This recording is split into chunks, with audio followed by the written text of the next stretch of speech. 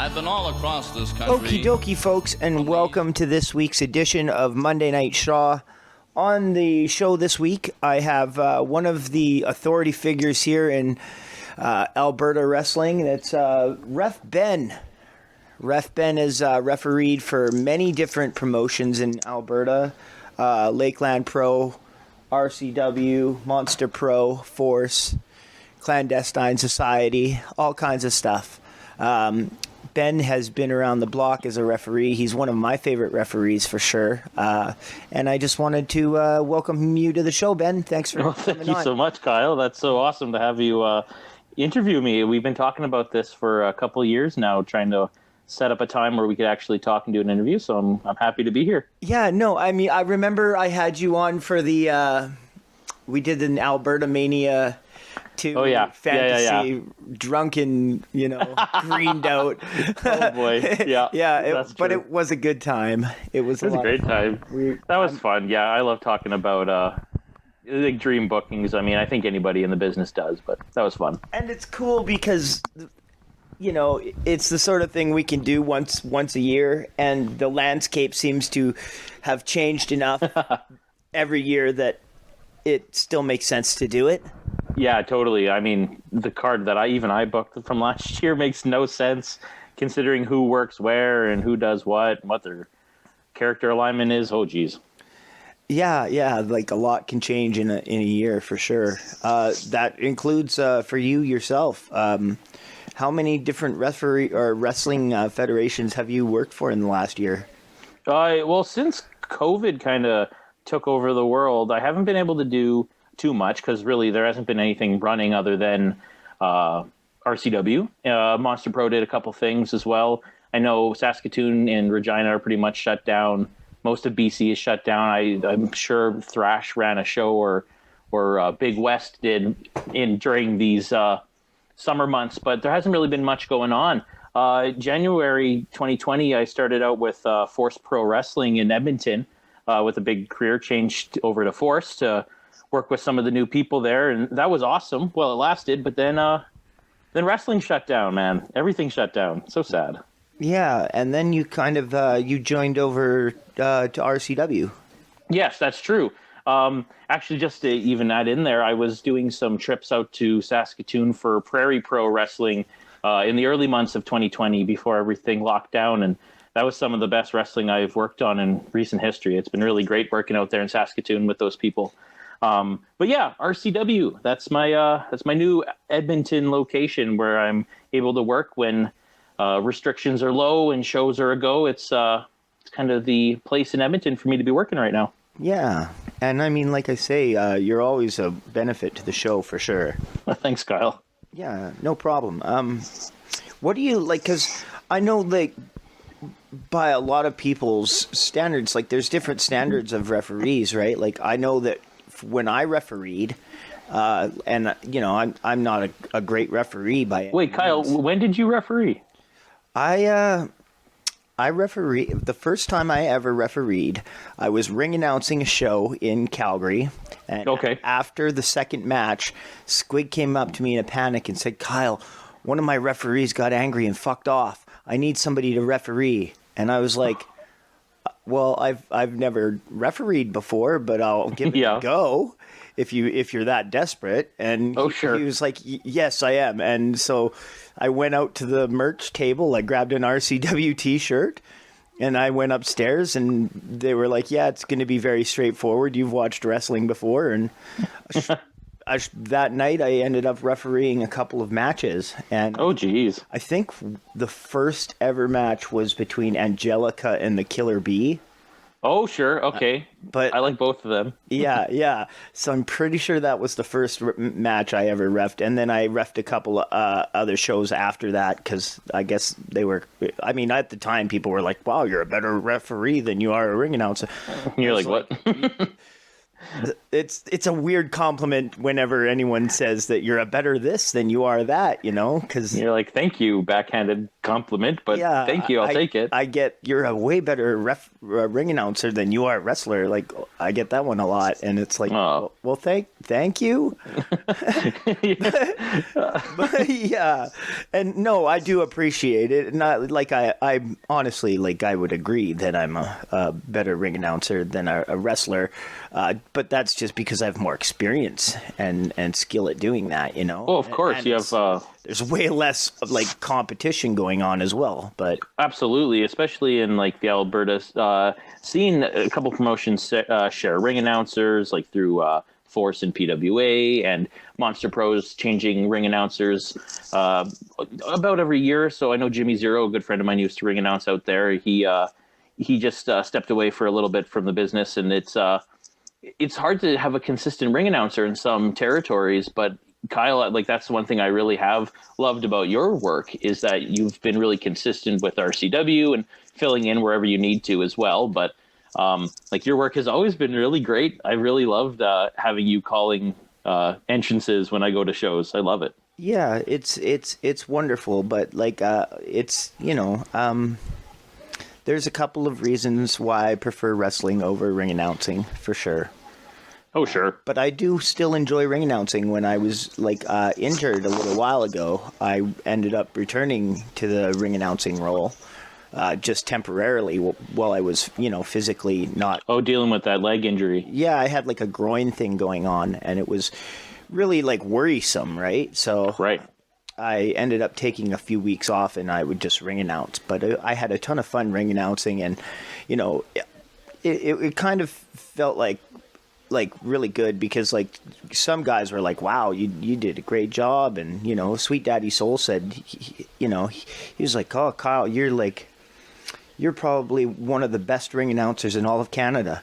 And I was like, well, I appreciate it, like thank you. Yeah, anyway, I'm not here to just brag about all the things, nice things that people have said about me. No, I get it, Kyle. But like originally, he did say he started the conversation by being, "You're a better ring announcer than you're a wrestler." It's like, oh well, thank you. You're like, okay. Yeah, just like nobody's coming to these shows to watch the ring announcers. Yo, fair enough. And I mean, in a lot of ways, that's kind of how I feel about refereeing too. Like, as important as it is to your event and to your show, into your match, like people are coming there to see the talent, and by the talent I mean the wrestlers, right? Yeah. Like I don't think anybody's bought a WWE ticket to watch Mike Chioda. No. I mean, don't get me wrong. Mike Chioda's a fantastic referee, and like Yes, but I don't have any like great Mike Chioda memories. But I think that's part of like what makes you a good referee is like you're not taking away from the action. Like if I have a memory of the referee, it's a memory of the referee, and it's like, okay, maybe I have memories of like specifically like Earl Hebner, right? Oh, totally. Like, who's gonna not remember that Earl Hebner was involved in the Montreal thing, right? But Yeah, exactly. yeah.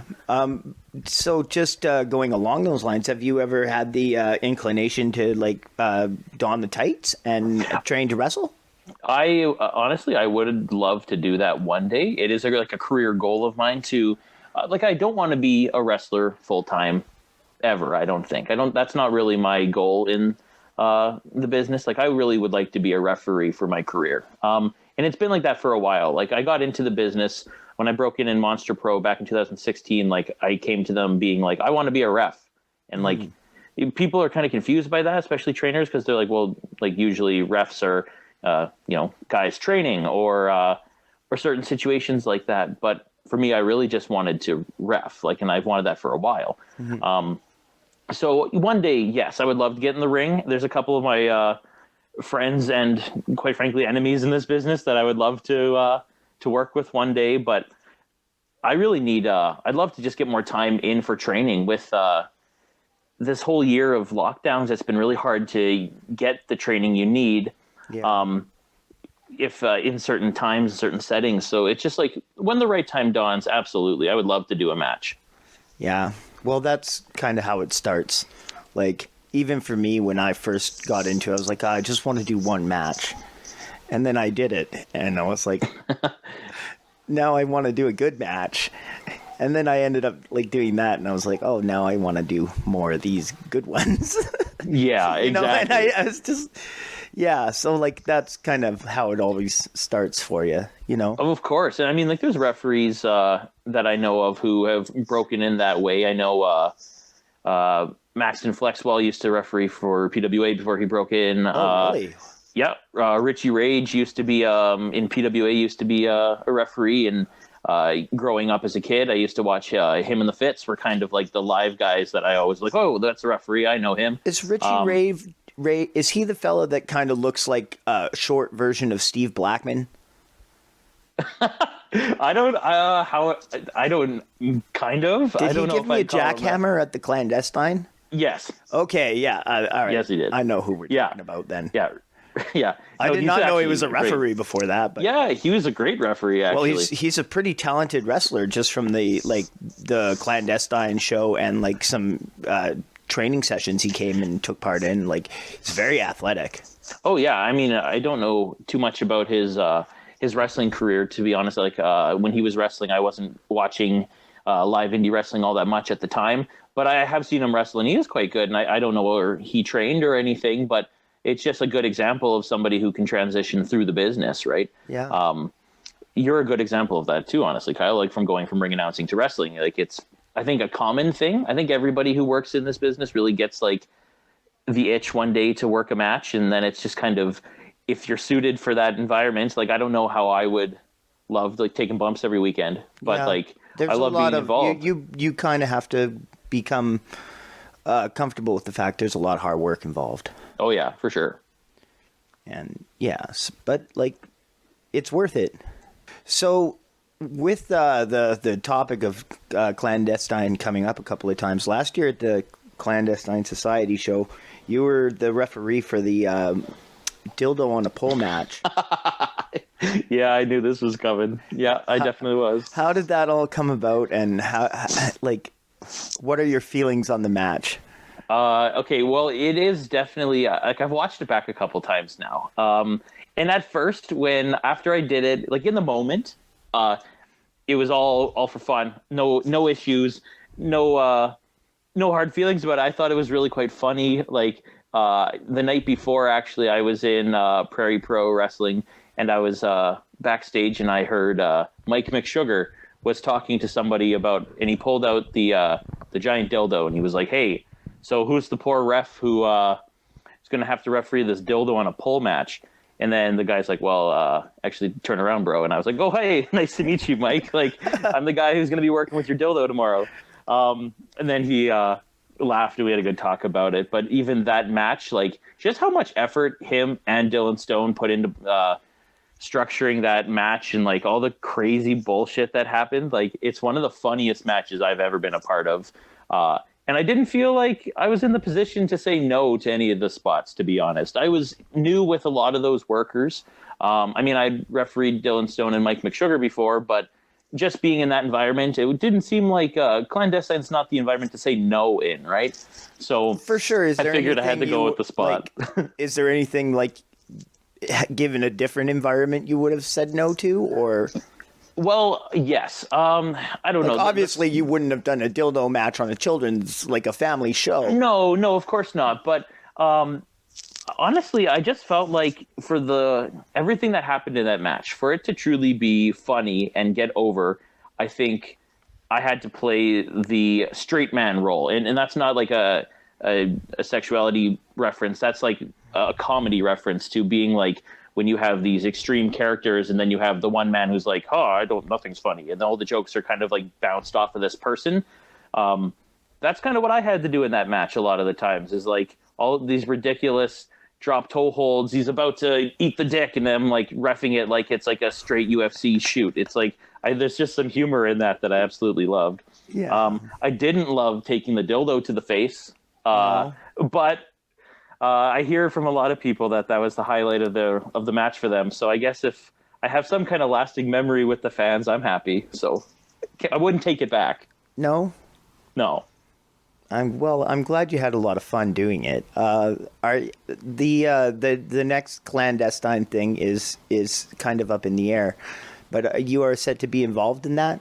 Yes, I am. I did get the the private invite over social media to be involved refereeing with the events, and I'm really quite happy about it. The events bring in such good talent to work with. You get such interesting pairings. Like, you just don't typically get matches that are in this area of Canada, in Alberta, that get to share the talent from every promotion in the area, whether that be from the PWA, Real Canadian Wrestling, Monster Pro, Pure Power Wrestling, CWC when it was active. Just having all of these guys working together in some kind of an atmosphere, I just think it strengthens the business. It's something I wish that we saw more of in this industry, is matchups that never happen on a regular basis. Like, and that's what I love about Real Canadian Wrestling when they do all of the out of town spots shows. Is you get like a good blend of talent you don't typically see on the RCW regular programming.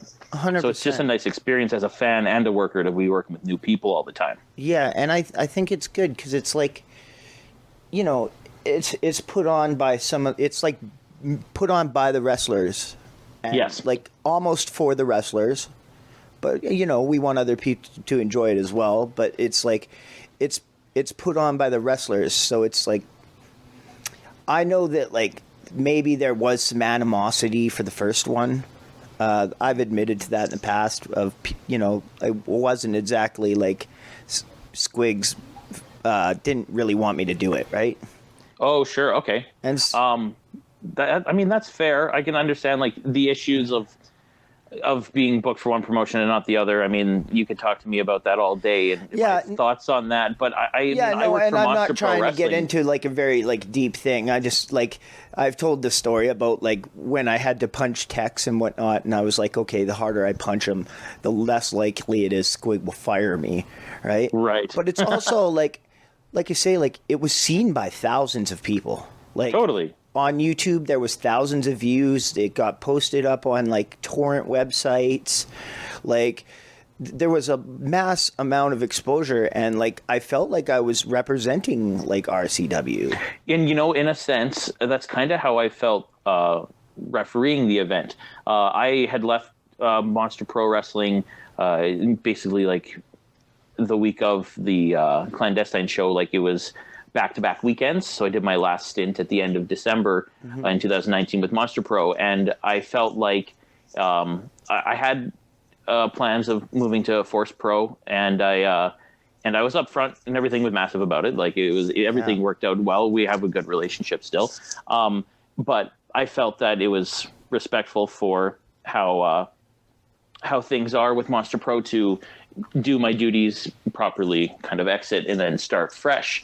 But Clandestine was this neat little foreground in between my start with Force and my end with Monster Pro. So being there, I always felt that, like, along with Chris Parrish, who had been tenured in Monster Pro Wrestling, I mean, he had left since at the time, but I felt like him and I definitely represented that brand of Edmonton wrestling in the event. So I was really honored to be there because I really hadn't done much work with any of the PWA roster prior to that, other than from some Prairie Pro Wrestling in Saskatoon. And I mean, like I say, I wasn't the only RCW guy on that show.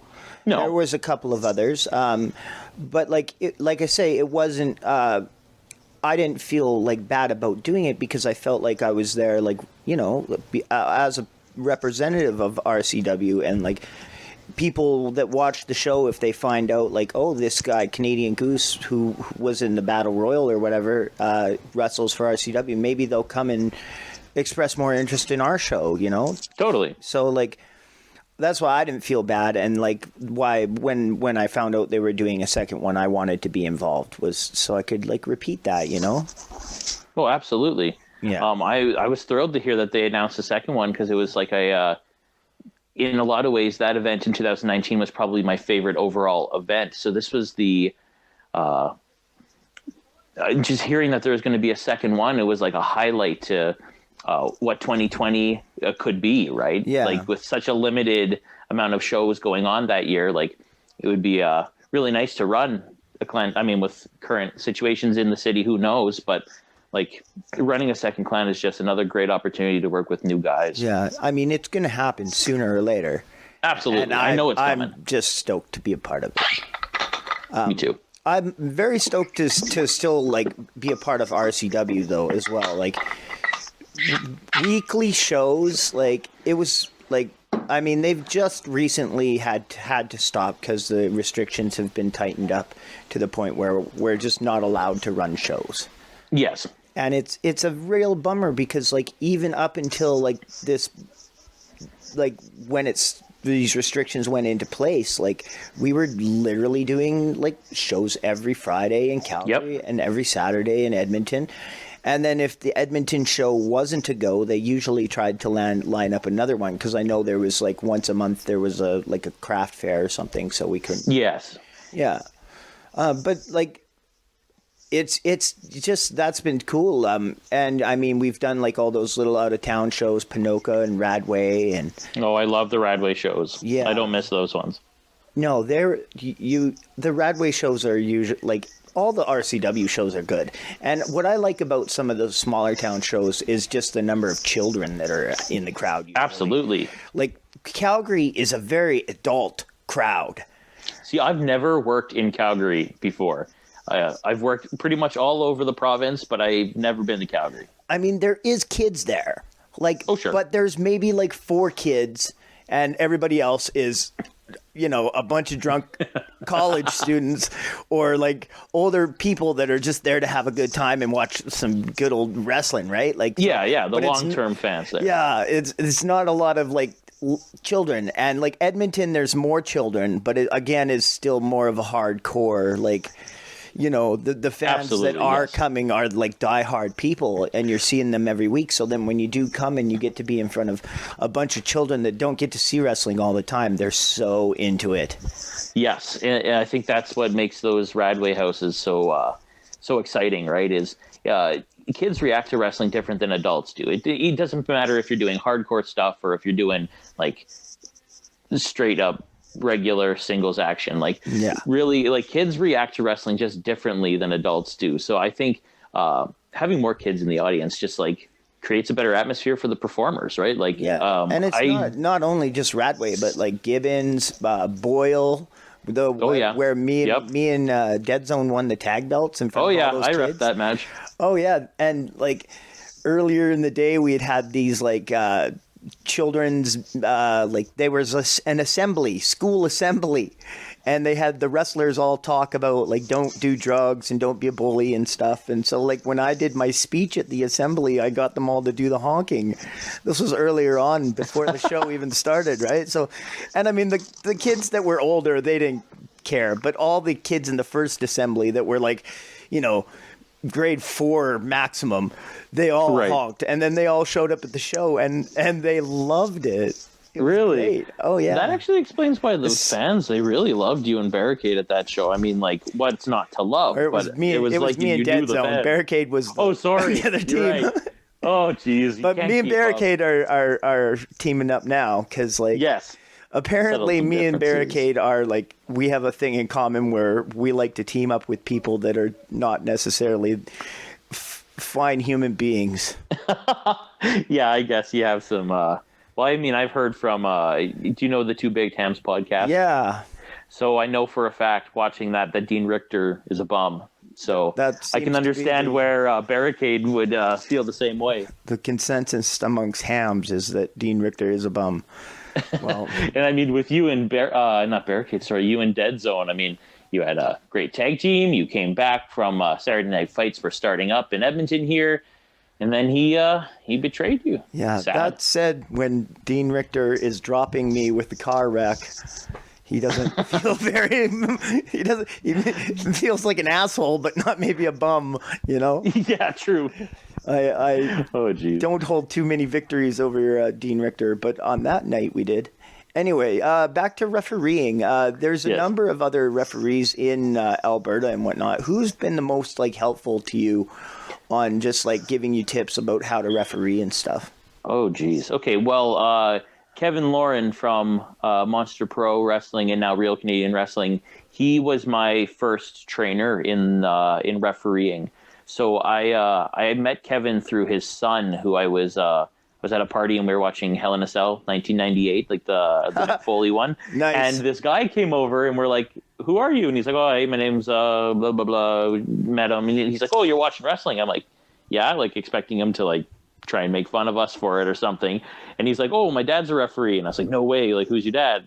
And at the time I had only really known of PWA, so I'm thinking, okay, so it's going to be like Fitz or it's going to be Richie somehow, like I don't know, like I don't understand who this guy could be. He's like, "Oh, my dad's the head referee at Monster Pro Wrestling." And I was like, "Oh, this is great, okay, like I'll have to come check out the training school." And this is back when they were at Gold's Gym, okay, in Westmount Mall, and that was a great facility. And I went and saw the setup. He showed me how everything kind of works. I got to be in the ring for the first time. And like, that's just like, as a fan at the time, that was like life changing. I'm like, oh my God, this is real. Like, I can't believe I'm like actually here. I've always wanted to do this. But Kevin was the one who gave me the most training and hands-on experience in the early stages. Yeah. So he probably trained me for, I want to say 3, maybe 4 months before, no, 2 months before I got in the ring for a show. And then he was trying to hire some people because he was working out of town a lot. So he wanted some consistent referees to be in the territory. So he was gone a lot. So I got put in basically a head referee position role for a long time in the early stages of my career, which seems kind of backwards to some, but there just wasn't any real referee guidance there. So a lot of my training after that came from Massive Damage and from Chris Parrish and from Lobley out east, okay, and a little bit of training from Irishman and Son of Irish because they were heavy into the training at the time. So they gave me the most hands-on experience after Kevin, and a lot of that learning came from shows. Okay. I was around training a lot of the time and at the Monster Pro Wrestling Training Center 2-3 times a week for a good 2 years before I started going a little less, just to kind of absorb it, because I think the more you're around it, the more you kind of understand. Yeah. Can I just ask you a question? Like, I'm kind of wondering, like, what does referee training consist of? How does that differ from wrestling training? So basically, you're not learning bumps. You're still learning to move around the ring. I still did rolls. I still learned how to do all the basic bumps in the early days. Granted, I haven't practiced them nearly as much as I should, to be honest. But a lot of it is basically watching sparring matches that happen at the end of training. So there would be usually I'd catch 2 guys who are at the end of their training just before they're going to pack up and say, "Hey, can I get like 1 rep in? Can I like referee a quick match?" And usually they'd be like, "Oh yeah, sure. We want to go over our stuff one more time before we leave."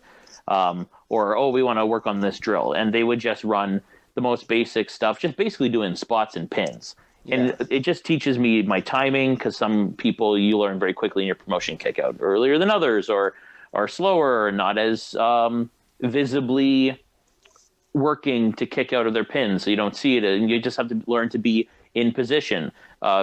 Biggest note I got once was my first match. He's like, "Oh, you did a great job with your counts, but like you weren't ever at my shoulders."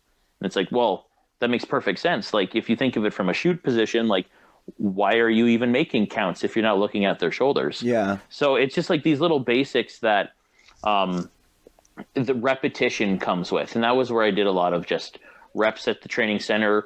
Hey, Chris Parrish, hey, Irishman, are you working on this drill? Hey, can I like referee it? And they would just like work in like cheap little like heel spots and chokes on the ropes and corner punches. And then if I wasn't on them, they would like stop and be like, "Okay, well, you've watched wrestling. You understand there's a 5 count here.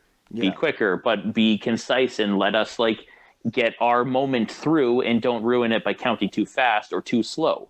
Yeah. It's just little basics that you have to really be in the ring to learn. And a lot of people learn on the fly, I think, as a referee. I think they kind of, like Charles is a good example. Yeah. I don't know if he had any real formal referee training prior to his first match. I don't think so.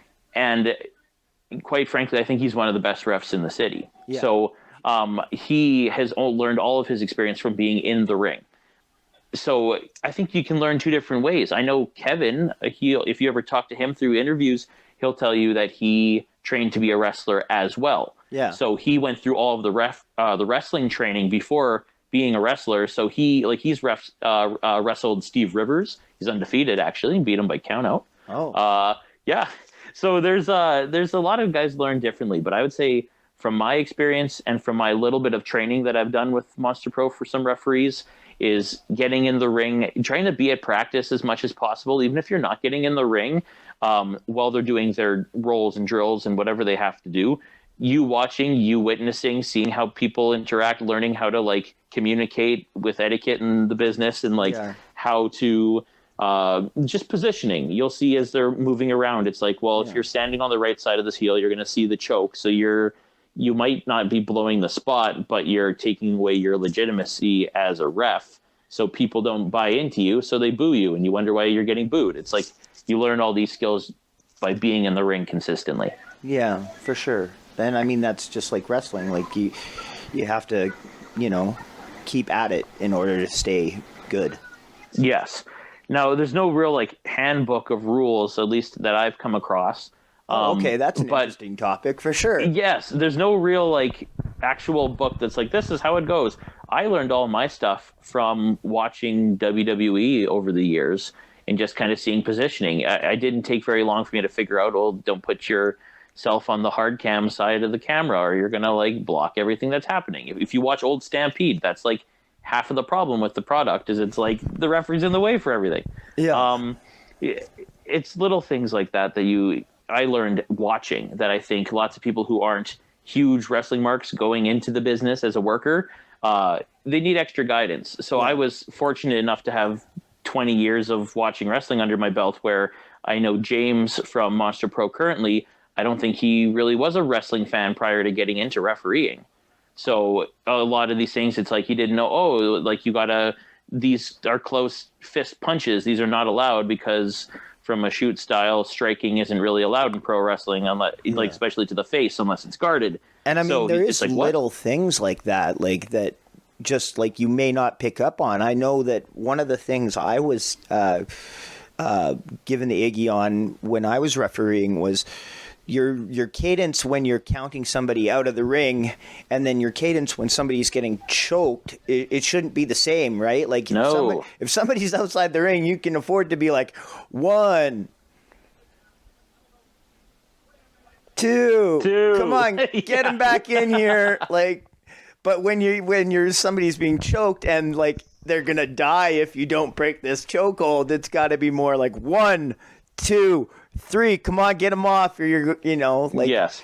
And that's something that I try to when I'm doing any coaching or giving advice. Like as a referee, I'm pretty green all considering. Like I've only been refereeing since early 2016, so I've only really been in the business coming up on my 5th year. But I also have, I would say, out of, obviously, other than like Fitz and Kev, who like did CNWA, and Ian, who's been all over the place, Ian Smalls, like I would say I'm the most traveled referee. Like maybe not, like RCW does so many shows, and I haven't been full-time with them till just recently. But I know like Charles has done 1 million shows, but I've been to 1 million promotions, so I've seen a lot of people and a lot of different experiences. I think that's good, because like I say, there is different crowds for different areas, right? Oh, absolutely. And so like working in front of all the children is different than working in front of like the hardcore wrestling fans. Like the show requires a different style of wrestling. Yes, absolutely. And like tying that back in the training, I mean, depending on where you learn from, you're going to have different things that you're good at as a referee. So like training with Monster Pro, I learned a lot of basics and a lot of old school mentality in psychology setting that I think put me ahead of the game compared to some referees, because I learned a lot of like shoot aspects of being like, okay, well, like check for this choke, because like this is technically an illegal choke in wrestling. It's like you're not just putting your hands there to look busy in the ring. Like every movement you do is because it's leading to something. Like you're supposed to be a true shoot official referee, right? If you watch the UFC, they're not just like putting their hands and saying stuff for the sake of putting their hands there and saying stuff. You don't want to ruin the story. Yes, and I think that's where a lot of referees in the early stages get kind of misled, and they really want to be a part of the show and like make a big moment and like be really visible. And like I totally respect that. I think everybody should be like appreciated in the show. But it's knowing the time and place. Like I try and pride myself on not really being in the way. A lot of times when I'm working with people, they say like, oh, well, I barely even noticed that you were there. And I do take that as a compliment, because it means that like I'm not getting in the way of their runs on the ropes, or I'm not like blowing spots, or like getting in the way and like making this corner choke spot about me by screaming at him at full voice and backing him up and I'm the law. It's like, well, like within reason, like basic control. And I think you learn that again with working with more people and getting more knowledge in this business. Yeah, for sure. I want to double back there and talk about you were also the referee for another on the pole match. Oh, yes. This was the one between Steven and myself. And oh, boy. What are your thoughts on that match and how that all was like brought up to you and how it went down? Okay, well, I'm going to be honest. I did request to referee it because I said, like, I'm the master of the on-the-pole match refereeing. So I felt like I had to. Like, it was part of my job because I did that dildo on a pole match earlier the year before. You know what? Like, I think the idea was fine because I think it totally fit the storyline that you and Steven Styles had with your feud. Granted, I don't think it should have been as early as it was on the card for the simple fact that it greased up the ring so bad that everybody was slipping on the ring afterwards.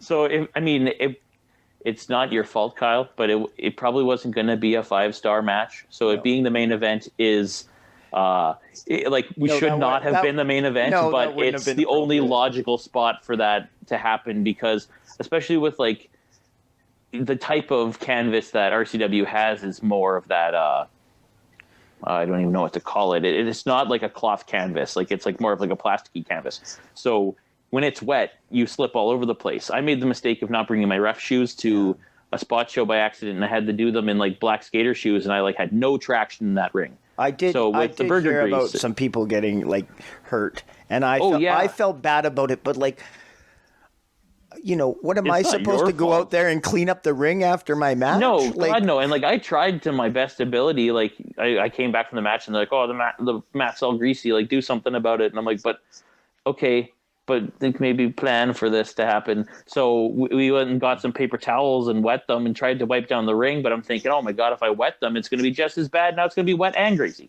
So I remember I had a match with Marky and somebody else later in that night, and Marky came in, came on the ropes, addressed the audience, came down, was walking over to me. He's like, holy shit, these floors are slippery. Oh my God, like, what are we going to do?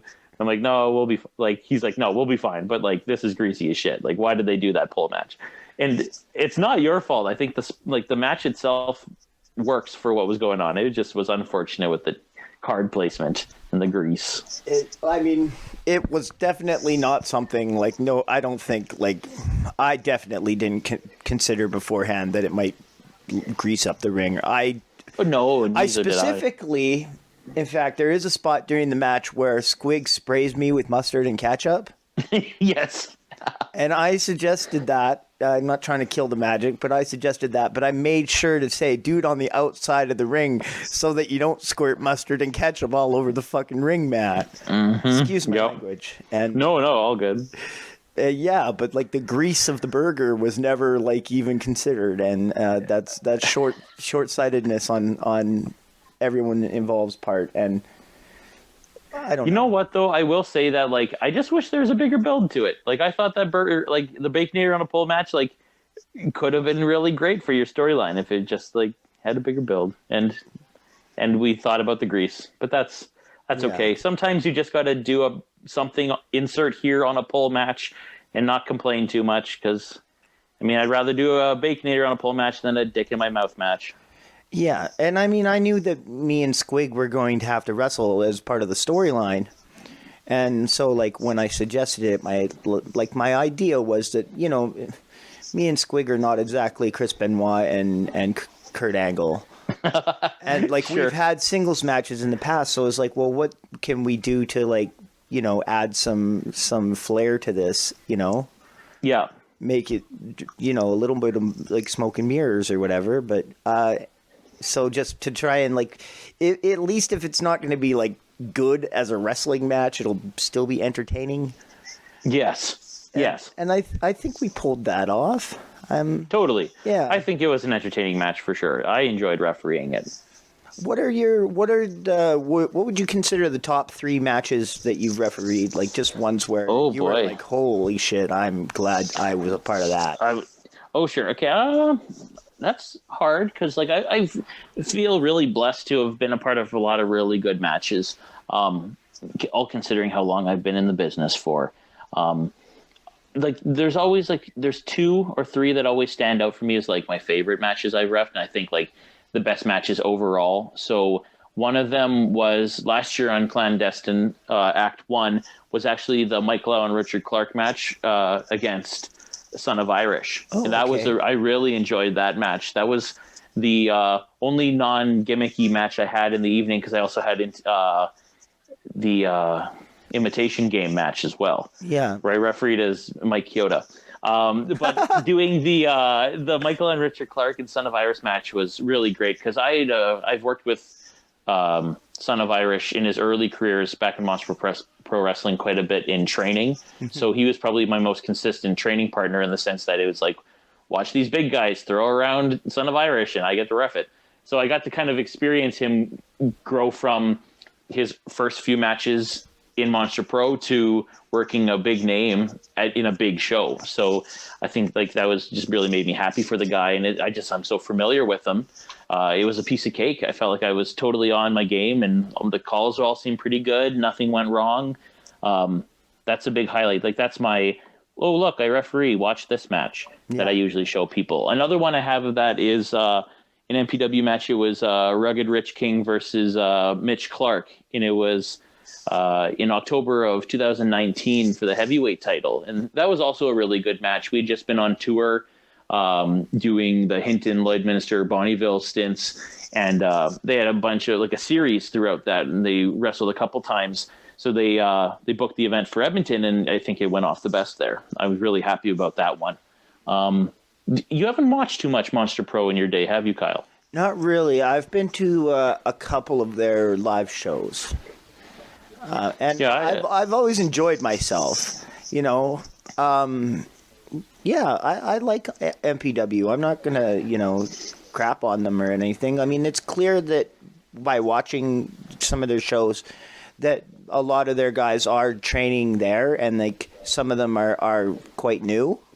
But that's also a pretty consistent thing with Monster Pro Wrestling to be honest, from what I've experienced, is you usually have and it depends on the time, like the year, let's say, but they usually have like a decent amount of veterans and then a lot of trainee guys and trainee people who range from 1 month in the business to wrestling for 5 years on the card.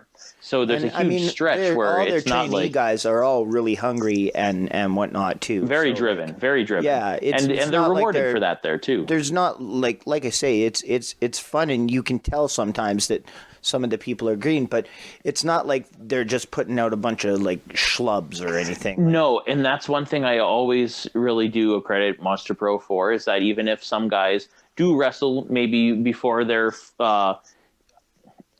capable of their best matches, I still think that they do come in to the wrestling scene with good fundamentals, and they usually, well, I'd say 99% of the time, put in a lot of work into their structure of how they work their matches and how much effort they put into learning the moves. I think like they really do not get enough credit for how much work the new guys in that promotion have to do just to even be on the card. Yeah. And that's something I've experienced a lot throughout the years of seeing so many waves of mini camps of people who will come through, grow to huge potential, and then either leave the promotion or they stay their tenure. I mean, a good example of somebody who I've seen completely grow through the business is T.Y. Jackson. So I was in the business, maybe I keep saying the business, like, geez. It started in the wrestling scene out here about 6 months into my start of reffing in Monster Pro, and I've watched him change from just being at the training center to being under mask to being the provincial champion. And it's like a lot of these people, why I still have such an attachment to Monster Pro, I think, is a a lot of these people were my really close friends. Yeah. So just being able to watch these people grow through the business again, through that promotion, it's really cool. You grow lots of really great friendships that way. Yeah, 100%. And I mean, having inexperienced folks on the show isn't exclusive to Monster Pro. Like, that's happened in RCW and BEW and stuff. Oh yes, BEW. Yeah. I don't really want to talk about it. No, you don't have to talk about it. I was just saying that I'm just really happy that there's events going on in Red Deer, Alberta again. I think that's one of the best wrestling communities in Alberta, and it's a shame that there aren't shows there more regularly. Like, I mean, obviously now there can't really be, but no, and it's just my kidding. favorite. I would love to talk about BEW. No, I know your experience is different. But that was just not a great night for me. But like the rest of that show was highly, highly entertaining. Yeah, I really had a great time at that show. I got to give somebody a Stone Cold Stunner at that show. Did you? Yeah. I was refereeing a Fatal 4-Way match with Mitch Clark, Lumberjack Larry, Rich King, and headline Sean Martins. And he was mouthing off at everybody before the match. And he, like, right before I rang the bell, he's, like, giving me shit. And he's, like, yelling at everybody. So, who was it? I think Larry gave him a stunner. And then everybody hit one. And he's, like, not going down. And they're, like, pointing at me, like, Ben, do the stunner. I'm like, I can't. I'm impartial. I'm a referee. They're like, do the stunner. And then the fans got in on it, and they were all chanting for me to do the stunner. So I was weak, and I gave in, and I gave that man a stunner. That's fantastic. Anyway, I'm very happy that there is action going on in Red Deer, whether it be BEW putting it on, or RCW, or CWE. I'm glad, because I lived in Red Deer for a long time, and it did seem pretty sparse out there, but it seems like, at least recently, it's starting to percolate again out in Red Deer, and absolutely, hopefully once the restrictions are gone, the show that was canceled will be, the AWA RCW show. Yeah, hopefully that ends up getting postponed and will be rescheduled. The nice thing about Red Deer, though, is like they've had such luck, and I don't know, not luck, because they've worked really hard for what's been accomplished in the wrestling scene there, but they've had such success with some of the promotions that run there. I mean, CNWA back in 2012, 13 was running like a pretty consistent show there for a while. Did you ever go to any of those ones? Is that Vance Nevada's promotion? Yeah. Okay, yeah, I went to one at the, where they have the arena in Red Deer? Yeah, Westerner Park. Yeah. Okay. Well, it wasn't at the arena. It was in like a hall building inside the same building or whatever. Oh, okay. Yeah, I remember going to see that. I remember Stormbringer was a big part of that show. Oh, really? Yeah, he came out and did a run-in, and I actually, just out of happenstance, I went to that show to enjoy it as a fan. This was a number of years ago. And I sat right beside Derek Law, and me and him became buddies because we were talking about all the wrestling that was going on. And then later on, after he was a referee and I was kind of involved as a ring announcer, I was like, wait, Derek Law, that's the dude I sat next to at the show, and he was popping so hard for Stormbringer. I had no idea who Stormbringer was, but Derek Law was an absolute, he was, I think he was going nuts. Derek Law is like a super fan / super ref in Alberta. I love Derek Law. My first CWE show I ever did in Red Deer, he was refereeing as well. He was a consistent there, and I got brought in to cover somebody. And he was just so helpful with getting to asking what is this guy like in the ring? What does this person do? He was very helpful with that kind of info, and just a really easy person to work with. I really wish I did see him refereeing more. He did his last show, I guess, before just recently coming out of retirement. He did his last show with CWC in 2018, and I wish I could have been there for it. But he's always been such a good friend in wrestling, so I just can't say enough good things about Derek Law. Yeah, so, he seems book like Derek Law. 100%. Honky Tonk Man was in the main event on that show too. Really? Yes, and Rick Titan was there to make a uplifting speech.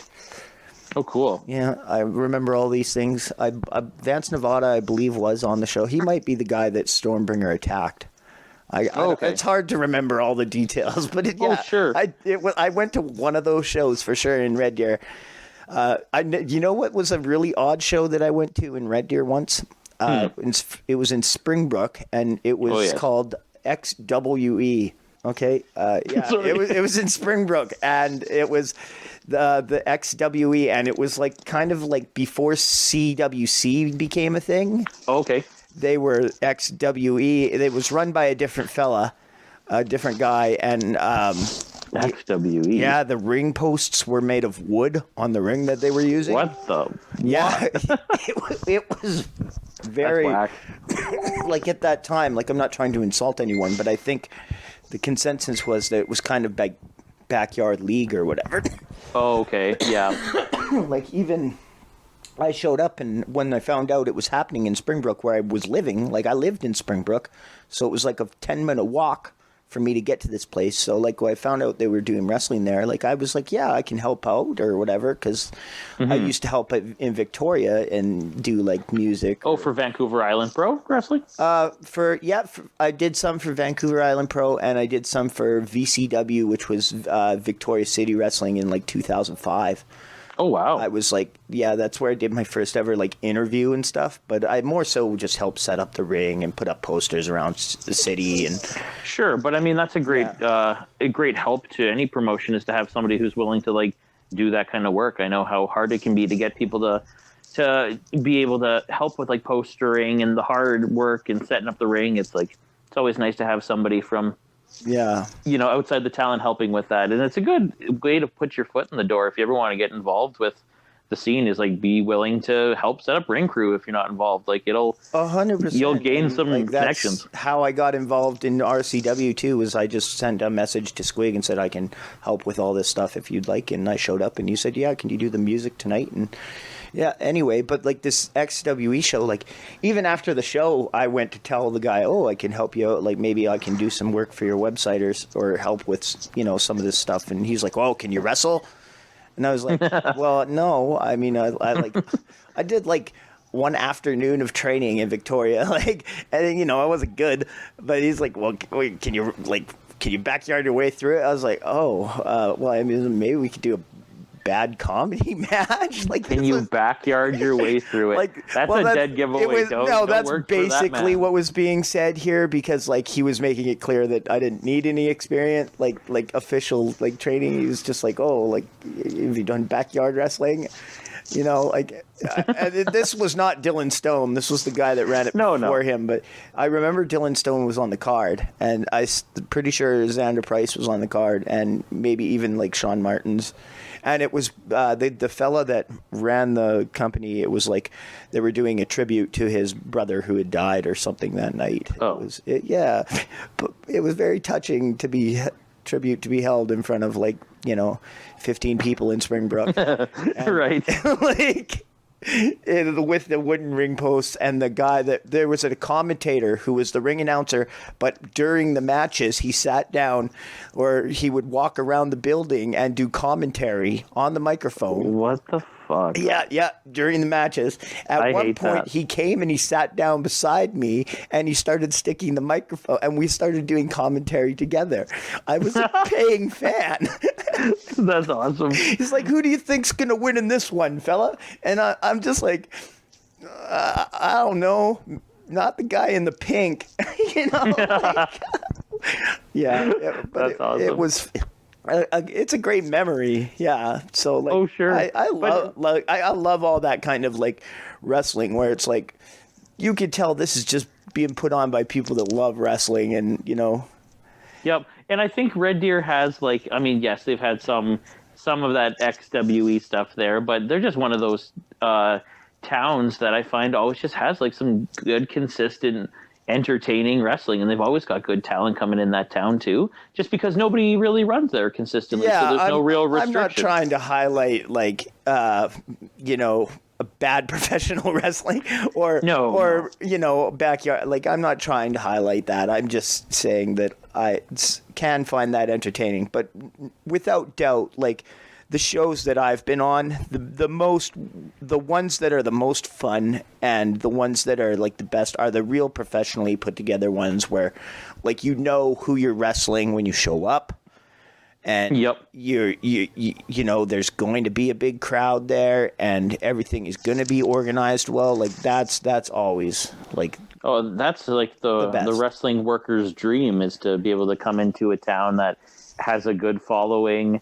You're going to work the person you were told you're going to work, and the things are going to go to plan. And I mean, unfortunately, it doesn't always work that way in wrestling in this area. I think in any area, really, any level of indie wrestling is going to have its like flex room. It's not like you're getting your guarantee pays, but it is nice to walk into a building and know exactly what you're doing before you get there, and it stays the same, and you get paid the same, and you get to go home at the same time. And honestly, that's why. And I beat this dead horse every time I have an interview here, but that's what I loved about CWC is it felt like, and I mean, I was there at the very end of the run, right before they merged with Real Canadian Wrestling. So I was experiencing 5 to 6 match cards with like the same people advertised from 3 weeks prior, and like the houses were always full. Like I remember doing a show there and there was literally like 450 people. Like it was packed. And like that doesn't sound huge to some promotions, but in Red Deer that's huge. Like, and it wasn't like the super show of the year. It was like a few shows before, and like being able to draw that consistently and that big. I just I loved working for how professional it came across, at least to me. Nor is you or I trying to say that like it's unprofessional the way it is now. Like, I mean, it's just like.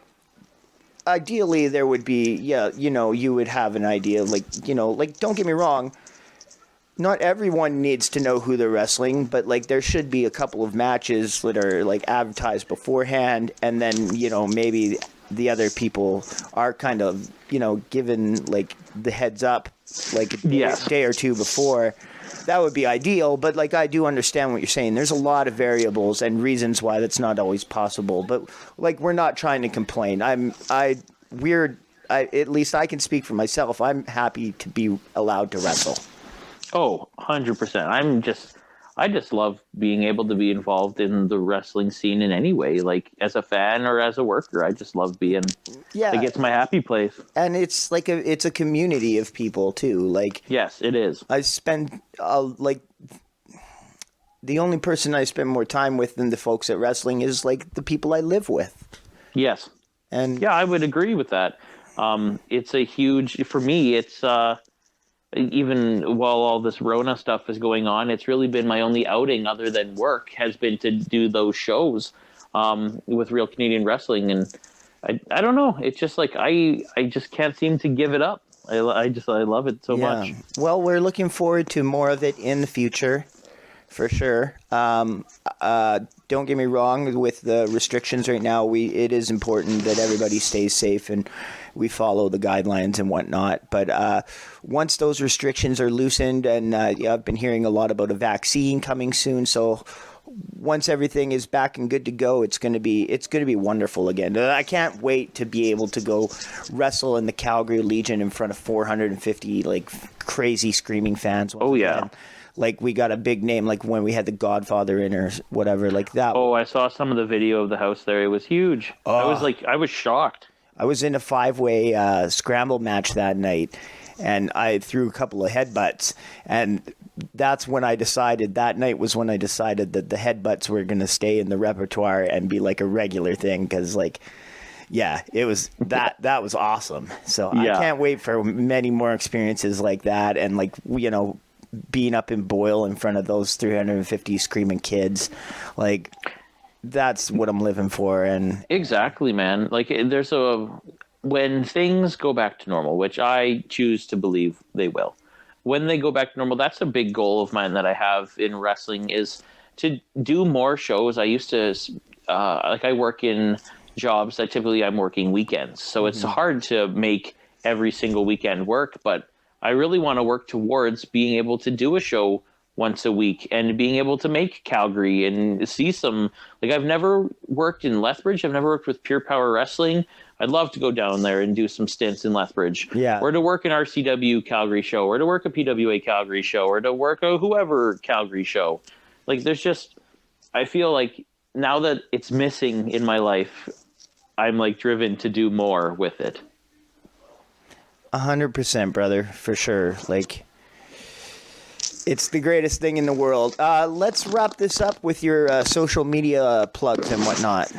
Sure. I don't have a Facebook one at the moment. I probably should get some social media set up for my referee persona. I do have Instagram, so it's under Omen Boone. So that's OOMENBOON. So that's my wrestling account there. Anything to do with questions or concerns or bookings, you can go through there to contact me. Instagram? Otherwise, yes, on Instagram. Okay. Otherwise, you can catch me at Real Canadian Wrestling whenever they are back, whenever they come back from the lockdown.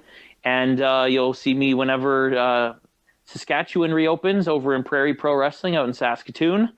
You'll see me at wrestling. If you don't see me there, you'll see me in the fan base at any of the local shows. Yep, and if you are a promoter and you're looking to put on a match involving a pole, or I'm your guy, man. If you want to book Ben to do some work involving dildos, you can call a different Ben. Talk to him over the Instagram there. Maybe you need to get Snapchat.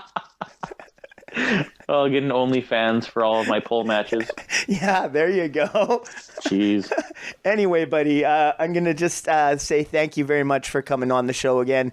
And I'm hoping very much, like I haven't talked to anyone else, but I'm hoping that you're going to be the first in a series of referee interviews, which that was totally your idea, and I just tried to make it sound like it was mine. But no, I'm just happy to get some coverage on some referees. There's just so many guys and girls in this area who referee and just don't get to share their stories enough. So I hope to hear from some people as well. Yeah, 100%. We're all about stories here, and it's not just the wrestlers that have stories. Like, I've had people that are managers on the show and stuff before, but I even had my cousin on here once. Really? He's just a fan, and we watched some wrestling matches and then talked about them. But that's nice. Yeah, it was a good time. Shout out to my family out in BC. Anyway, thank you very much, Ben, for coming on the show, and look forward to more interviews with referees coming in the near future. Awesome, thank you so much, Shaw. Yeah, thank you, bud. Nova Scotia and New Brunswick, Quebec and Newfoundland.